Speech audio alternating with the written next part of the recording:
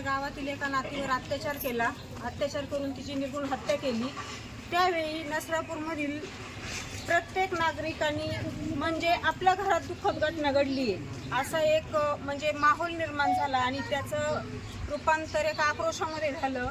आणि त्यावेळेस संपूर्ण प्रशासन म्हणजे विराजदार साहेब असतील, संदीप गिल साहेब असतील, त्यांनी त्यावेळेस येऊन जो आपल्याला विश्वास दिला की तुम्हाला न्याय आम्ही मिळवून देणार आणि तोही 15 दिवसामध्ये तुमचा खटला उभा राहील, त्याची जी त्यांनी आपल्याला ग्वाही दिली आणि आपणही त्यांच्यावर जो विश्वास दाखवला, आपण त्यांना जे संपूर्ण नसरापूरने जे सहकार्य केलं त्याचाच आज ह्या निकालामध्ये रूपांतर झालेलं आहे की हा आपल्याला न्यायालयाने दिलेला आहे.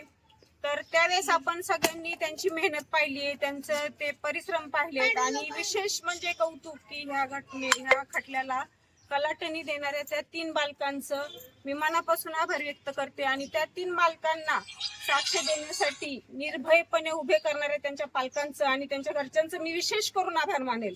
कारण त्यावेळेस मुलांना निर्भयपणे त्यांनी की अन्यायाच्या विरुद्ध तुम्ही उभं राहा हे आज बालकडू मुलांना देणं फार गरजेचं आहे आणि ते योग्य वयामध्ये त्यांनी दिलं, त्यामुळे त्यांचं तर मनापासून आभार मानते. परत अजय मिसर सर आपले जे वकील होते, सरकारी वकील, त्यांनी आपल्याला पूर्ण सहकार्य केलेले.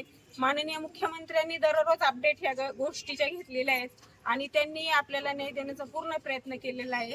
आणि जे आपल्या गावाबद्दल बोललं गेलं त्यावेळेस की आपल्या नसरापूरचं नरकासूर झालंय ते कुठेतरी पुसलं जाईल आता ह्या प्रकरणाने की नसरापूरची एकी काय, नसरापूरचे ग्रामस्थ काय आणि परत नसरापूरच्या वाटेला कुणी जावं का, हा धडा एक आजूबाजूला आपोआप गेलेला आहे. आणि न्यायालयाच्या ह्या म्हणजे इतका फास्ट हा खटला म्हणजे देशामध्ये ही पहिलीच घटना आहे की 55 दिवसामध्ये दोषारोपपत्र दाखल पण झालं आणि आरोपीला शिक्षा झाली आणि ती पण मरेपर्यंत शिक्षा, 3 वेळा फाशीची शिक्षा, म्हणजे हा फार मोठा ऐतिहासिक निकाल आहे. आणि खऱ्या अर्थाने आज वेदवतीला न्याय मिळाला, तिच्या आई वडिलांना न्याय मिळाला आणि आपल्या नसरापूरकरांच्या भावनांना न्याय मिळाला.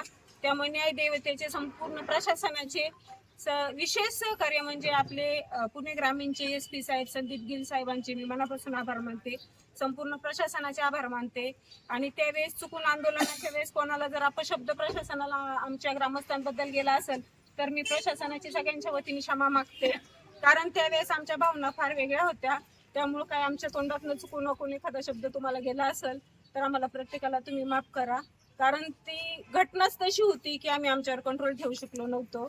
त्यामुळे सगळ्यांच्या मनापासून माफी मागते आणि न्यायालयाच्या आणि प्रशासनाच्या प्रत्येक गोष्टीला आम्ही सहकार्य केलं, तुम्ही आम्हाला सहकार्य केलं, त्यातनं आज हा ऐतिहासिक निर्णय झालाय. त्यामुळं तुमच्यावरचा विश्वास आमचा अजून वाढलाय नक्कीच की पोलिसांचं हे रूप एक वेगळं की त्यांनी खरंच न्याय देण्यासाठी जी धडपड केली ते प्रत्यक्ष मी एक दिवसाची डोळ्याने पाहिलेली आहे. त्यामुळे नक्कीच आम्ही फार समाधानी आहोत. फक्त आता एकच विनवणी आहे न्यायालयाला माझी की फाशीची शिक्षा लवकरात लवकर दिली जावी, त्याची अंमलबजावणी लवकरात लवकर व्हावी, म्हणजे खऱ्या अर्थाने वचक बसेल या गोष्टीला. एवढी विनवणी मुख्यमंत्री साहेबांकडं, पंतप्रधान नरेंद्र मोदी साहेबांकडं आणि न्यायालयाकडे मी समस्त महिला मंडळातर्फे करते. महिला मंडळाचा आक्रोश तर फार वेगळा आहे की त्याला आमच्या समोर फाशी द्या, त्याला मुलीला मारलं तिथं फाशी द्या, परंतु आपला कायदा आपल्याला ती मंजुरी देत नाहीये. पण लवकरात लवकर तारीख कळावी आणि लवकरात लवकर त्या व्यक्तीला फाशी दिली जावी, एवढीच आमची विनंती आहे.